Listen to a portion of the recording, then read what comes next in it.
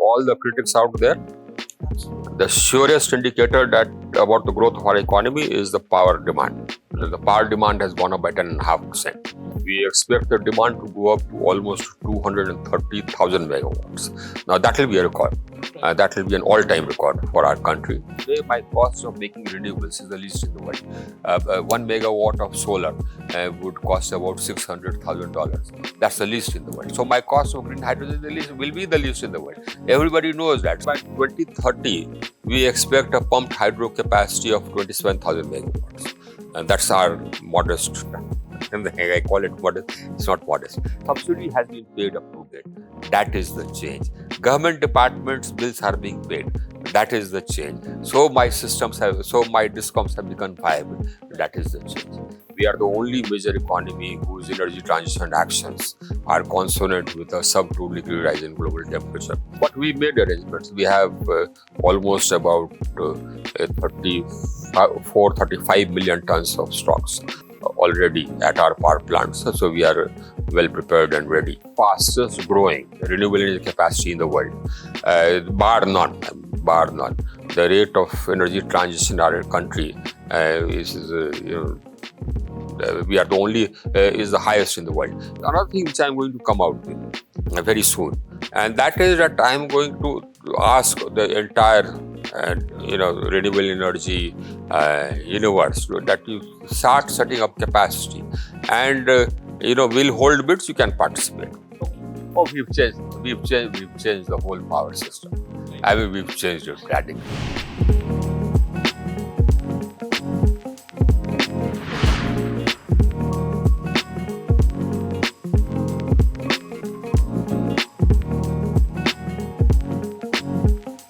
Hello and welcome to BW TV.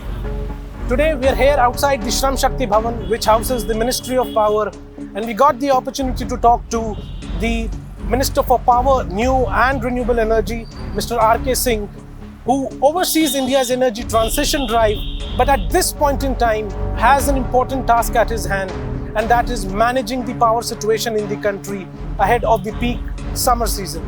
Mr. Singh tried to explain as to what the government's preparations are to address the peak power demand, as well as some of the important developments in India's energy sector. Let's hear in as what he had to say. Mr. Singh, thank you so much for your time this afternoon. And my first question to you precisely, as we approach our peak demand summer season, how well is the country's power infrastructure poised to address this? What's the peak demand that your ministry is expecting? Oh, we are very well prepared. We've taken steps to ensure that there are no disruptions in the power supply. We've told every state that I do not want. Right. We are not going to accept any load shedding anywhere. We've made arrangements for all the power which will be necessary. We expect the demand to go up to almost 230,000 megawatts. Now that will be a record. Right. That will be an all-time record for our country. Up till now, our peak demand has gone up to 215 gigawatts. So that will be a full 15,000 megawatts more. That's good news. Now that is an indicator that our economy is growing. For all the critics out there, absolutely, the surest indicator that about the growth of our economy is the power demand. The power demand has gone up by 10.5%. So if I have to ask you, what are some of the steps to address logistical constraints, especially to address coal supply to power plants? Yes. As far as the coal supply is concerned, you're right. There are logistical constraints. You see, there are logistical constraints because, of course, one was that they didn't expect the demand to spiral so quickly, so high. The other was that earlier, much of the coal used to come from the coal fields, Central Coalfields Limited, the northern side of it. Now, much of the coal is coming from the southern side of it, Orissa, etc., that Talcher area. And the network out of that was limited. Now that the railways are expanding that. The number of rakes also needs to increase. So they are buying more rakes. That is the logistics constraints. But we made arrangements. We have almost about 35 million tons of stocks already at our power plants. So we are well prepared and ready. And we've also said that as far as capacity is concerned, we don't want any planned outage. You see, we have a schedule of maintenance whereby we allow outage for, the month 45 days for periodic maintenance activities in the plant. So we said that you won't schedule this in this period. And so all those plants which were in under periodic maintenance, they have come back on track. Of course, the odd plant you'll always have out with some minor problem here or there. They keep going out, coming back in. And then we've tied up, that imported coal-based plants also. I've given directions that they will all be available. They'll make sure that they offer power. We've tied up with gas, about 5,000 megawatts of gas-based capacity of NTPC, about 1,500 megawatts of gas-based capacity private. We've tied up enough capacities to meet our requirements. We have enough coal in stocks. So we are well prepared. Right.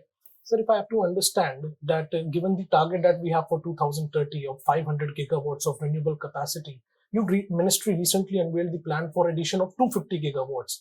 Now, given the time period that we have to take that massive leap in addition. With this new plan that your ministry has come out with, can you elaborate as to how do you envisage the renewable capacity addition in these next 8 years? Yes. You see, we have been the fastest growing renewable energy capacity in the world, bar none. The rate of energy transition in our country we are the only, is the highest in the world. We are the only major economy whose energy transition actions are consonant with a sub-2-degree rise in global temperature. So now, by and large, we are pretty much leading the field. And most countries, most of our interlocutors are actually just from the developed countries. They sort of are on the defensive because we've transitioned so fast, and we'll continue transitioning that fast. What we have done is, number one, I have announced a trajectory. Right now, my established non-fossil fuel capacity is 177 gigawatts. And I have another 82 gigawatts under construction. So that's already 252 gigawatts or 259 gigawatts established or under installation. Now, I have another about 30 gigawatts under bid. We plan to have bids of about 50 gigawatts per year the next 4 or 5 years. So we should be able to get there. Now, this is not counting the capacity which will be required for green hydrogen. Right. So we have huge plans for green hydrogen. Now, every million ton of green hydrogen will need a capacity of 25,000 megawatts of renewable energy capacity. So our modest target is 5 million tons capacity of green hydrogen by 2030. Now that translates to 125,000 megawatts already, 125 gigawatt. So in effect, outside of green hydrogen, I only have to set up about 125 gigawatts. So which will be, I think I will be able to do it without raising a sweat. In your interactions with the media in the past, you've attributed rooftop solar slow adoption as one of the reasons. So what is the policy? You see, the problem with rooftop has been, a dual. There has been a dual problem. One is the lack of the industry. The developers who will set up rooftop for you. So the number of companies who have come into this field is still limited. Many have come in, but still limited. So we want more companies to come into this field for setting up rooftop on houses. We need more companies in that field. We've taken steps to make the whole system easy. We put it on the web. You can apply digitally online. Everything is done online. Once you apply, then somebody from the distribution company will go check your feasibility and give the clearance. You can online select which is the company you want to set it up, and you can tell that company to come and set it up online.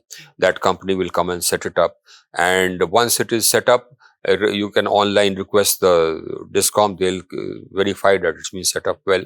Now, once that happens, we automatically release the subsidy into the account of the consumer. And so we made life of the consumer easy. So I believe that the speed of installation will go up, but I need more companies in this field. That is one. And we want, in fact, now we plan to come out with regulations whereby any new construction in the residential or the commercial field, you will have to have rooftop. Yes. I'll shift my focus to wind sector now. Yeah. Recently, the tariff mechanism for it shifted to closed bidding from reverse auction. What is the government seeing through this change in the tariff mechanism? Basically, we found that the reverse bidding had led to situations in many cases where the companies bid a certain tariff, which ultimately, they found to be unworkable because the costs of the equipment, etc., went up. So there was this suggestion from the wind industry as a whole that we should shift to closed bidding. We've done that. Now, we've also said that we'll pool the tariff. We want the capacity to be set up not in one part of the country, but in every state. So we will have separate bids for separate states, and the tariff which will be offered will be a pooled tariff. That will be what will be offered to the discoms. So this way, the land issue will be taken care of. Number one, and number two, because it's a pooled tariff, therefore, everybody will, nobody will gain or lose. Whatever tariff you sign it for, that's the tariff for everybody. And you don't have to wait for a lower tariff coming down the line, because the tariff will keep getting pooled. So if later on the tariff becomes less, you will get the advantage of that less tariff automatically. So this is equitable to all the prospective procurers even down the line. That there's another thing which I'm going to come out with very soon, and that is that I'm going to ask the entire renewable energy universe that you start setting up capacity, and we'll hold bids. You can participate. Okay.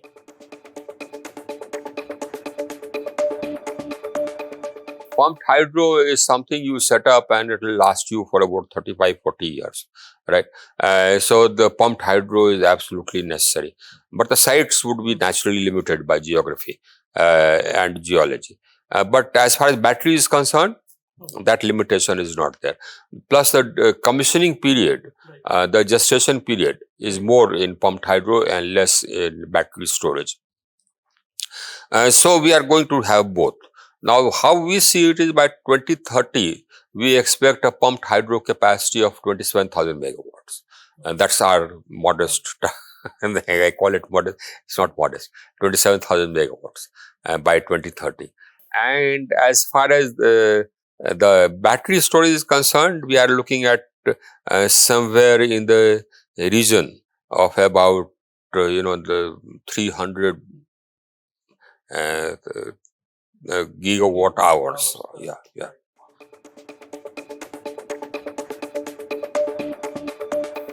Again, we brought up a total change. You see, the people used to lament that the distribution sector is the distribution sector in India is sick, it is unviable, they are loss making. It's changed. It's changed. Now my system is viable. The most discoms are breaking even. Many of them are in profit. All of them will be in a profit, come 5-6 months more. 3-4 discoms which are not in profit will also turn to profit. Now, the tariff is, I took a review on the 10th and 11th with all the states. And everybody's tariff was up to date except two or three small states. That also will become up to date by month end or by 15th May.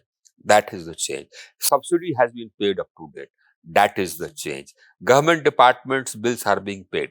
That is the change. So my discoms have become viable. That is the change. We brought about a total change.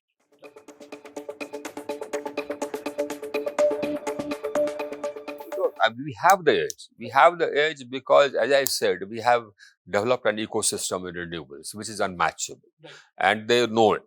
That's why they are taking a protectionist measures. Today, my cost of making renewables is the least in the world. 1 megawatt of solar would cost about $600,000. That's the least in the world. So my cost of green hydrogen is the least, will be the least in the world. Everybody knows that. So you have one country coming out with an absurd package of subsidies. The $3 per kilogram of hydrogen, green hydrogen. That's the subsidy. So it's a protectionist measure if ever there was one. A total violation of WTO. Then you have another country, these are developed countries who have been lecturing to the world, from time immemorial about how free trade is absolutely essential. And and they've been talking about it, they have never actually allowed free trade to happen. Here again, they have put on barriers. Another country came up with another barrier, saying that the distance between the electrolyzer and the place of generation of renewable energy should not be more than 500 kilometers. Why? Yeah, because they wanted the capacity only there. And they don't mind if it's expensive, but they don't want to buy from any other country. What is this? And yet you come and give us lectures. Now, none of them can actually come and give me lectures because they get so defensive when I start asking them these things that they don't know where to sort of hide. But these are the questions which need to be put to them. And I put it to them. So that protectionism has to go. In one or two lines, if you have to sum up your tenure here in the ministry and the impact that it has made on the Oh, we've changed the whole power system. Right. I mean, we've changed it radically. I mean, from power deficit, we went to surplus. Now, of course, we are not very much surplus, just sufficient because the demand has grown. We connected 29 million people, 29 million homes, mind you. Every village, every hamlet, connected the whole country into one grid, transitioned at such a rapid pace. We've made the rules and regulations totally industry friendly. We've made this whole system viable. Earlier, the outstanding dues of generators used to be 1,50,000 crores. Today, it's coming down rapidly. I mean, we've changed it. So that was Mr. R.K. Singh, Union Minister for Power, New and Renewable Energy, talking about India's preparations and its power sector to meet the peak demand this upcoming summer season, as well as some of the recent developments in India's energy sector and its energy transition drive. Mr. Singh, thank you so much for your time. Pleasure talking to you.